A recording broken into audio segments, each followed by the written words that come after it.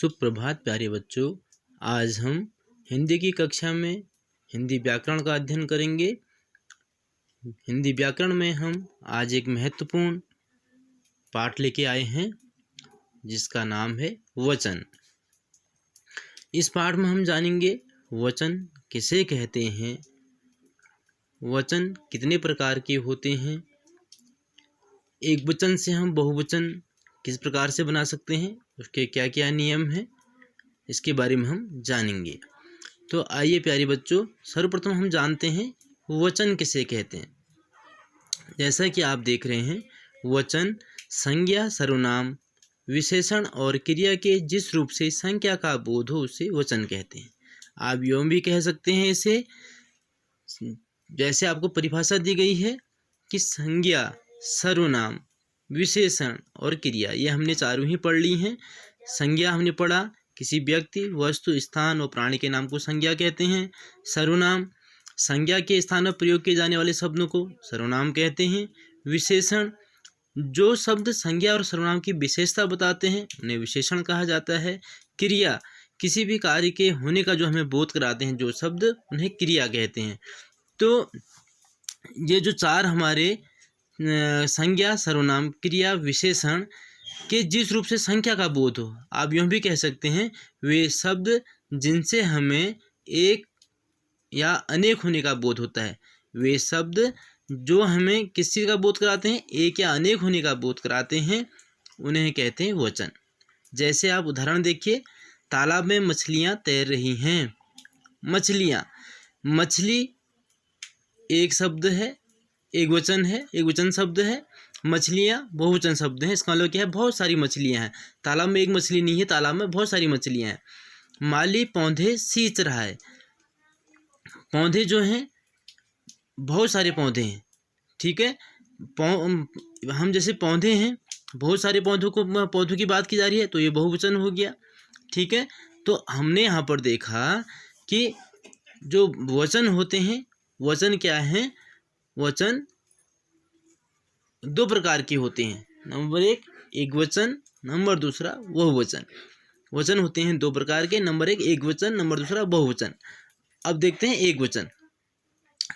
शब्दों के जिस रूप से एक वस्तु का बोध हो, शब्दों के जिस रूप से एक वस्तु का बोध हो, हमें उस वस्तु की एक संख्या का बोध हो, उसे एक वचन कहते हैं। उदाहरण देखिए, जैसे स्त्री, घोड़ा, नदी, रुपया, लड़का, गाय, सिपाही, बच्चा, कपड़ा, माता, माला, पुस्तक, टोपी, बंदर, मोर, लड़की। जिससे हमें एक शब्द का बोध हो, उसके एक होने का बोध हो कि जो शब्द हमें बता रहा है एक वस्तु के बारे में बता रहा है, एक प्राण के बारे में बता रहा है, तो उसे हम बोलेंगे एक वचन। अब वचन का दूसरा रूप है बहुवचन।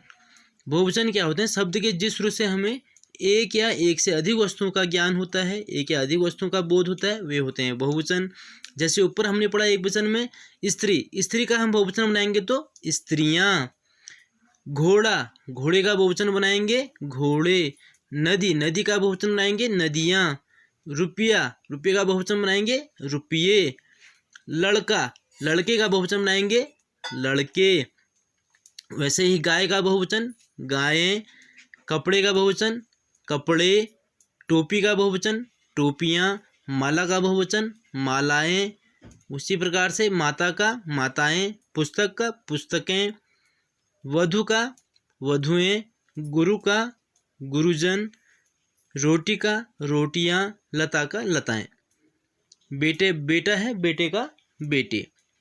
इस प्रकार से हमने देखा कि एक वचन और बहुवचन का हमको उनके शब्दों से पता लग रहा है कि यहाँ पर एक वस्तु या प्राणी की बात की गई है, और बहुवचन में एक या एक से अधिक वस्तु प्राणी का जो हमको बोध कराते हैं जो शब्द, उन्हें बहुवचन कहा जाता है।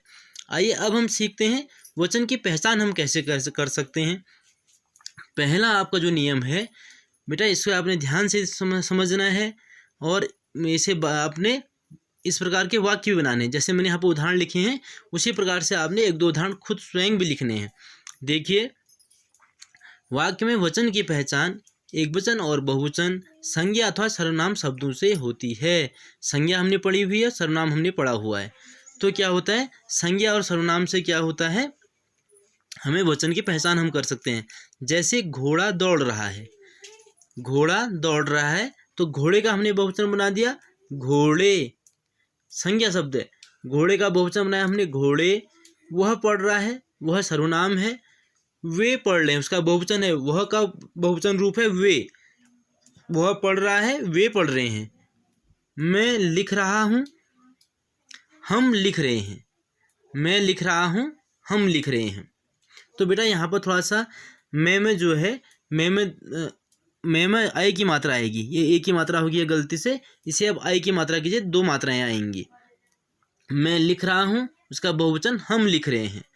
अगला नियम देखिए, जब संज्ञा या सर्वनाम शब्दों से पहचान नहीं हो पाती है तो हम किसके माध्यम से करते हैं, क्रिया के माध्यम से पहचान करते हैं कि वह एकवचन है बहुवचन है।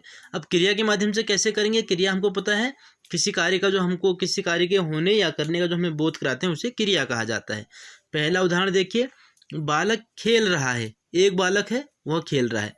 अब हमको दे दिया वाक्य बालक खेल रहे हैं, तो खेल रहे हैं में क्या हो जाएगा, बहुवचन हो जाएगा। हमको किससे पता लगा, बालक का तो बालक ही हुआ, लेकिन खेल रहे हैं हमने क्या कर दिया, उसकी क्रिया शब्द से हमने पहचाना। खेलना जो है उसके आगे देखिए खेल रहे हैं, रहा है तो एक है, रहे हैं बहुत हैं। हिरण दौड़ रहा है, हिरण दौड़ रहे हैं। अब हिरण दौड़ रहे हैं, ये क्या है, बहुवचन रूप है। मोर नाच रहा था, मोर नाच रहे थे। तो एक मोर की बात की, यहाँ पर बहुत सारी मोरों की बात कही है। तो बेटा आपने इस चीज़ को ध्यान देना है। अब देखिए हम इनकी पहचान तो हमने सीख ली। अब एकवचन से बहुवचन बनाने के जो नियम है, पहला नियम आपका क्या है देखिए, आकारांत पुल्लिंग संज्ञा में आ की जगह ए की मात्रा लगाकर। आकारांत का मतलब होता है वे शब्द जो किससे होते हैं, जिनका अंत आ की मात्रा से होता है। जैसे लड़का, बच्चा, माता, ठीक है, जिसके अंत की साउंड क्या आती है, अंत की जो ध्वनि आती है वो आ की ध्वनि आती है। तो और वे पुल्लिंग संज्ञा में हम उस आ की जगह पर ए की मात्रा लगाते हैं। ठीक है, ए की मात्रा हम कैसे लगाएंगे, जैसे लड़का है लड़के, कुत्ता कुत्ते। अब देखिए लड़का का है ना, आ की मात्रा आई तो हमने उसको ए की मात्रा में बदल दिया, लड़के कर दिया। कुत्ता आ की मात्रा आई, उसे हमने ए की मात्रा में बदल दिया। ठीक है, अगला नियम देखिए, अन्य पुरुष संज्ञाओं के 2 वचनों के समान रूप होते हैं। अन्य पुरुष में संज्ञाओं के दोनों वचनों के रूप समान होते हैं। अब अन्य पुरुष देखिए क्या है, अन्य पुरुष में, अन्य जो पुरुष में जैसे फूल है, फूली होता है, हाथी होता है बेटा। तो इनके जो रूप होते हैं, जो इनके हम इनका क्या बोलते हैं, वचन का हम इसका परिवर्तन करते हैं, वे एक वचन और बहुवचन समान होते हैं। देखो फूल चाहे एक हो चाहे बहुत सारे फूल हों, फूल के लिए हम फूल ही प्रयोग करेंगे। हाथी होगा। ठीक है, अब अकारांत या आकारांत स्त्रीलिंग संज्ञाओं में ए के ऊपर चंद्र बिंदु लिखा है। देखिए अब किसकी साउंड आती है, ए की साउंड आती है, तो उसे जोड़ कर बनाते हैं। जैसे रात रातें, माता माताएं, माला मालाएं, लता लताएं। तो इस प्रकार के जो शब्द हैं इनके माध्यम से भी हम एक वचन से बहुवचन बना सकते हैं।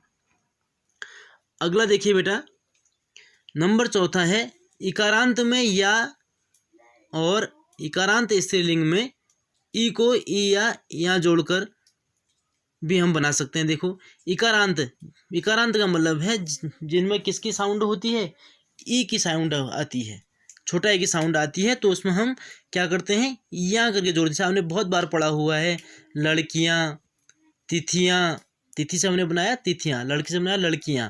ठीक है, उसी प्रकार मैंने बताया आपको, जैसे हमने माता से बनाया माताएं। अब तो अकारांत हो गया। अब इकारांत की हम बात करते हैं, तो जिसमें ई की साउंड होती है उन्हें हम या जोड़ कर बना देते हैं। अब उकारांत, जिन शब्दों में क्या होता है, ऊ की मात्रा होती है। उकारांत का मतलब है जो छोटा ऊ की मात्रा होती है, उनमें हम क्या करते हैं, उनमें भी हम ए लगा देते हैं।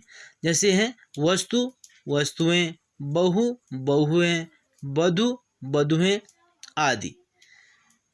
अब छठा देखिए, या से अंत होने वाले जो शब्द होते हैं, चाहे वो स्त्रीलिंग हैं, या से अंत होने वाले जो स्त्रीलिंग शब्द होते हैं, उनके ऊपर या के ऊपर हम क्या लगा देते हैं? चंद्र बिंदु लगा देते हैं। या के ऊपर चंद्र बिंदु लगा देते हैं।